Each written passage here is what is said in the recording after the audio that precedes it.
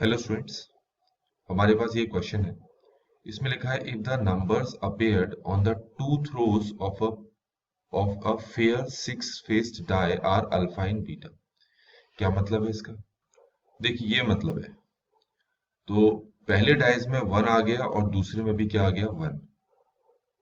तो पहले वाले को नाम दे देते हैं अल्फा और दूसरे वाले को नाम दे देते हैं बीटा। ऐसे ही पहले डाई में टू आ गया और दूसरे में क्या आ गया, वन आ गया। वैसे तो दो बार फेंका है, तो बात वही है कि पहली बार में टू आ गया तो उसको अल्फा मान लेते हैं, दूसरी बार में वन आ गया उसको बीटा मान लेते हैं। तो ये दे रखी है अल्फा और बीटा की वैल्यूज। ठीक है, अब आपको कहा है कि अल्फा और बीटा की कौन कौन सी वैल्यूज के केस में ये जो आपके पास यहाँ पर क्वाड्रेटिक पॉलिनोमियल दे रखा है ये ऑलवेज ग्रेटर देन जीरो होगा, ये पूछा है। अब आपको पता है कि यहाँ पर ये कंडीशन अगर सेटिस्फाई होनी है तो उसके लिए डिस्क्रिमिनेंट का फॉर्मूला आपको पता होना चाहिए, जो होता है बी स्क्वायर माइनस फोर ए सी। अगर पुट करेंगे तो आएगा alpha square minus four beta. तो आपको प्रोबेबिलिटी निकालनी है कि वो प्रोबेबिलिटी क्या होगी कि ये जो है always greater than zero for all x. तो हमने क्या कर लिया, ये जो आपके पास पॉलिनोमियल दे रखा था इनइक्वालिटीज में, इसमें हमने डिस्क्रिमिनेंट का फॉर्मूला डाल दिया जो कि ये आ गया। अगर इसको ऑलवेज जीरो होना है, ये जो पॉलिनोमियल है ये, इसको ऑलवेज अगर जीरो होना है तो उसके लिए जो डिस्क्रिमिनेंट है इसको ऑलवेज जीरो से लेस होना पड़ेगा। ठीक हो गया? और जीरो से लेस होने के लिए आपको अल्फा और बीटा की वैल्यूज यहां से पुट करनी पड़ेगी। अब कौन सी अल्फा की वैल्यू, अब अल्फा और बीटा की वैल्यू देखो, ये अल्फा है ये बीटा है, ये पहला वाला अल्फा दूसरा वाला बीटा, पहला वाला अल्फा दूसरा वाला बीटा, पहला वाला अल्फा दूसरा वाला बीटा।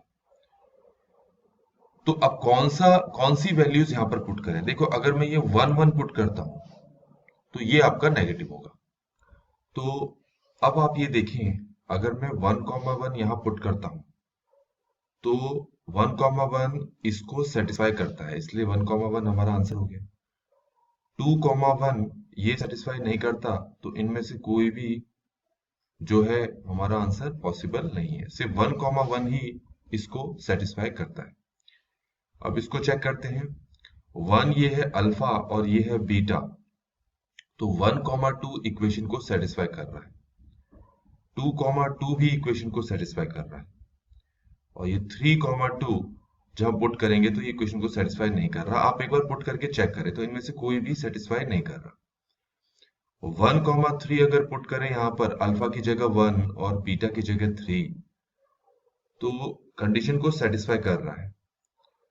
टू कॉमा थ्री भी करेगा, थ्री कॉमा थ्री करेगा, लेकिन ये four comma three, five comma three इनमें से कोई भी सेटिस्फाई नहीं कर रहा है। ऐसे ही वन कॉमा फोर करेगा, two comma four, three comma four करेगा, लेकिन ये फोर कॉमा फोर नहीं करेगा, तो इनमें से हमारा कोई आंसर नहीं होगा। One comma five, two comma five, three comma five, four comma five तक तो करेगा, पर ये दोनों नहीं करेंगे। ऐसे ही वन कॉमा सिक्स करेगा, two comma six, three comma six, four comma six, और यहां से ये सेटिस्फाई नहीं करेंगे। तो यहां से हमें चार आंसर मिल गए, यहां से चार मिले, यहां से तीन मिले, यहां से भी तीन मिले, यहां से दो और यहां से एक मिले।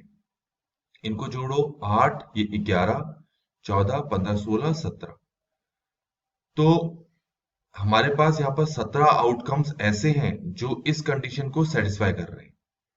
तो इसका सीधा सा मतलब है कि जो 17 आउटकम्स हैं इनको जब मैं यहां पर पुट करूंगा, ठीक है, और उसके बाद और एक्स की वैल्यू कुछ भी पुट करूं, कोई भी रियल नंबर, तो ये ऑलवेज ग्रेटर देन जीरो होगा। तो प्रोबेबिलिटी हो गई हमारे पास यहाँ पर 17/36, 17/36। ठीक है, तो ये ए ऑप्शन जो है हमारे आंसर से मैच करता है।